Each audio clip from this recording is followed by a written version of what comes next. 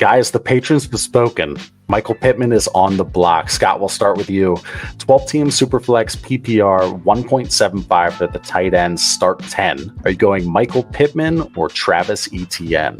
Go ahead, man. Oh, this is an interesting one because I think it's a close to fair value. I think Travis Etienne fits into the same range that some of the other running backs we've talked about, namely Saquon Barkley, fits in. Maybe he's a little bit of a younger version. Maybe he does not have the same sexy name cachet that Saquon did, but let's call him very close in value. If I would take a first for Saquon and I would take a first for Travis Etienne, most likely, then I would be okay doing this deal if I can get a first for Michael Pittman. But that's the tricky thing. Michael Pittman falls into the range where somebody may give you a first, somebody may say he's just another receiver and I don't want to buy him. So I think in this case, if I'm keeping him and there's not all these peripheral trade opportunities in my league, I'm actually probably going Etienne. I think I can structure my team around him and replace Pittman's production easier. And if I'm structuring my team correctly, meaning I'm not doing this deal if I have Pittman and I already have a couple running backs in the top 20, 24, I'm not interested in converting more receiver value to running back value. But if everything's independent and I'm building teams around the structure, I would go with Etienne, knowing that I can probably find another Pittman in a different way. Maybe it's a different player, but I can structure that spot on my roster easier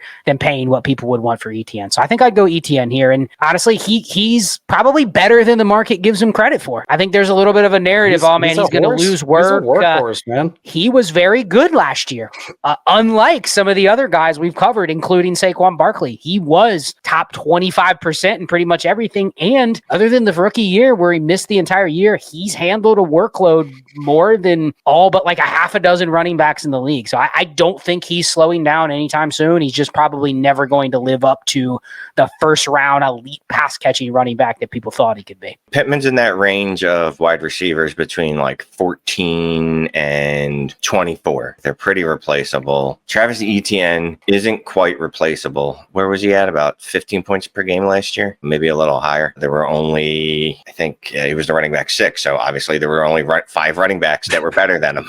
That's how math works. So he's actually less replaceable than Michael Pittman. Yes, he's a shorter term solution because he's a running back. I'm assuming this is a good team because it's mine. So I probably need a running back as well. So yeah, I'll lean Travis Etienne for all of those reasons. All right, so here's another one that's a shallow format. So it's a 10-team Superflex half PPR. It's full PPR for the tight end, start 9. Michael Pittman or a 25 first projected late? Scott, it's a running back format. Are you taking the first or Pittman? Yeah, this one's very easy for me. Pittman already regardless of the format, I think if you said I'm cashing him out for the reason Shane just laid out, it could be a full PPR start 11, 12-teamer, and I would consider a first for Pittman just with how I can replace the receiver production. Here, everything leans running back. Hell, including the 25 first leans running back with the running back class. Whether it actually is in a position to draft a running back is a different story, but I think this format would be the one. This is a great deal for the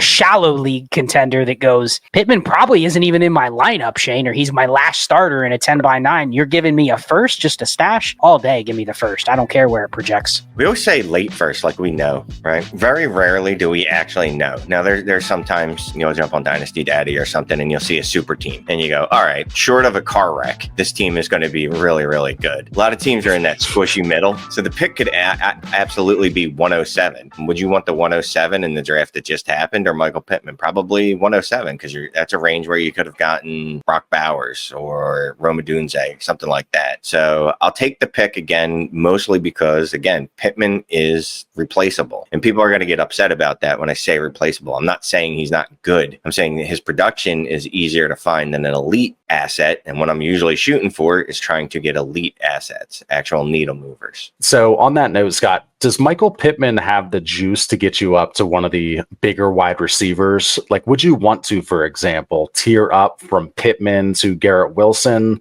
And does he have the juice to do so? Go ahead. He does have the juice, but what you have to add in with the cup of juice is not going to be what you want to add. You probably have to add a mid-first to get up to that next tier of receivers, which immediately, if somebody wants Michael Pittman and a first for Garrett Wilson or Drake London, then I'm going, I'm just going to have to bet against Garrett Wilson and Drake London in this league. Because there is a world, Shane, where all of those guys just end up being Michael Pittman, right? They end up falling one bad or not great year from London or Wilson Wilson, where they just go 80 for 1,000 again. Guess what? They're right where Michael Pittman is, and they probably settle there. So I think, yeah, you can up tier with that, but you're not getting a lot of credit for Pittman. And I think it's fair to say, like Shane said, he's probably locked in to be a top 30 receiver. Very good bet to be top 24 minimum. So do you really want to sell wide receiver 20 and a first for a wide receiver 12? That's probably not the best use of your first, unless you're very convicted on going up. I think if you're willing to go up to the A.J. Brown range and add more than a first, I think you can get one of the receivers that doesn't have the super young sub 25-year-old market clout, but you're still going to have to add at least a first, if not maybe a first and 2 seconds or something to Pittman to get A.J. Brown. That's still a lot. That's still, quite frankly, a lot when you know Pittman probably is pretty stable where he is.